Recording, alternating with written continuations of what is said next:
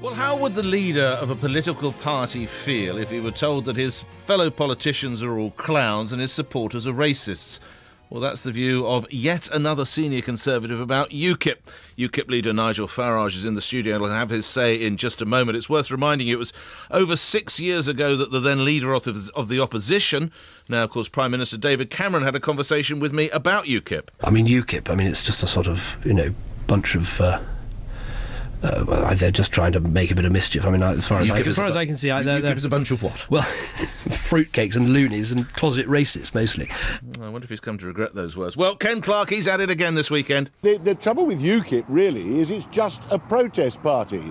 It's against the political parties, the political classes. It's against foreigners. It's against immigrants. But it doesn't have any very positive policies. They don't know what they're for. UKIP's colourful and, can I say, controversial leader Nigel Farage is in the studio with me. How do you respond, Mr Farage? Good morning. Morning. When Cameron said it, I think it was just a relatively young, inexperienced leader of the Tory party who has grown up in a very narrow world. And anybody with a view or an argument outside of what Mr Cameron considers to be normal is just dismissed, batted away as being irrelevant, not mainstream, not respectable. Yesterday was different. The words were similar, but it was different. And the reason is... This is from Ken Clarke, yeah, of course. Sorry, from Ken No, that's Clarke. all right, that's my job. Don't worry, Nigel. They've lost the argument. And I was very struck last week. I was on a big TV panel, and the question of opening the door next year to Romania and Bulgaria came up, and I said, look, no one said this before, but I'm going to say it. In London alone, there have been 28,000 arrests of Romanians in the last 5 years, out of a total population in Britain of 80,000.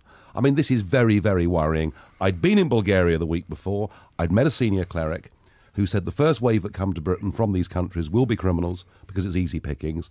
And I said, surely, this is so important to the well-being of our own people and our communities that we've got to put a stop to this. And they just all went like goldfish. They didn't know what to do or what to say. So what Clarke did yesterday, he decided there was no point debating with UKIP because we'll lose. So rather than going for the ball, he's gone for the man, and he's decided to abuse us. I have to say, I do not think it will work.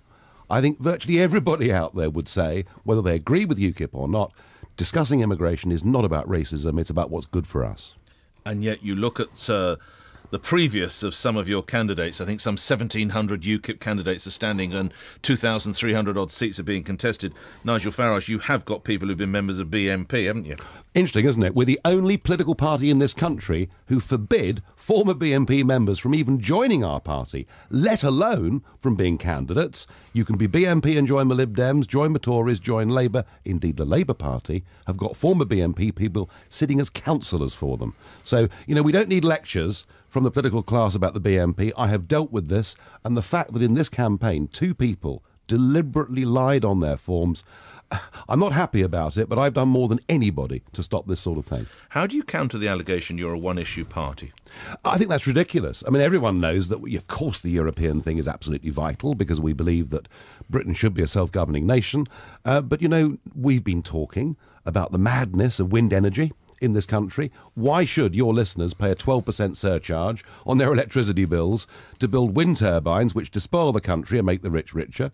We're the one party saying that the gap now between privately educated kids and ordinary kids has got so wide and so vast that we've got to bring back grammar schools to give people who are bright from poor backgrounds a chance. There are lots of things that UKIP's campaigning on.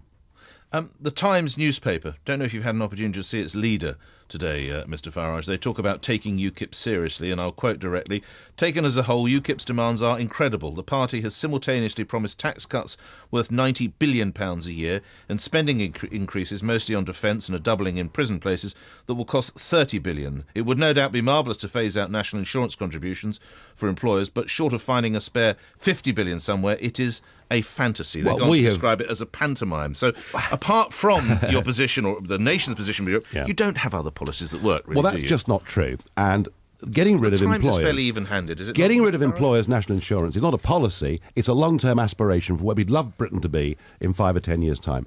We will fight... Where does the money come from for these policies? We will fight the next general election on a ticket that shows where the cuts have to come. Because let's be honest, all these debates that go on about cuts in government spending, there are no cuts. We have a £130 billion black hole this year. By the end of this coalition government, our national debt will have increased by 40%. And UKIP will go into that election with a very, very tough package that not everybody will like, but we're going to have to get rid of many of the quangos, and a lot of public sector jobs, I'm afraid, are threatened. But it's not costed, according to the Times, which is a fairly even... Well, interestingly, George Osborne's costings have all been wrong. Labour have produced no costings... But that doesn't make yours right. Labour have produced no costings whatsoever, and we will, in the autumn of next year, come up with a full costed programme with which to go into the general election. OK. One other newspaper, The Sun, it's... eminent political commentator, former political editor, says there's a revolution in the air in Britain. Is there? I've just spent a fortnight going around the country to Labour areas, Tory areas, Lib Dem areas, and I would say that ordinary, decent British people are sick to death of career politicians in three parties who look the same, sound the same, and don't stand up and speak on issues that affect people in their everyday lives. And I think UKIP is plugging that gap, and the idea that all of our voters are protesters, no. What they say to me is, thank God there's someone out there saying what we think.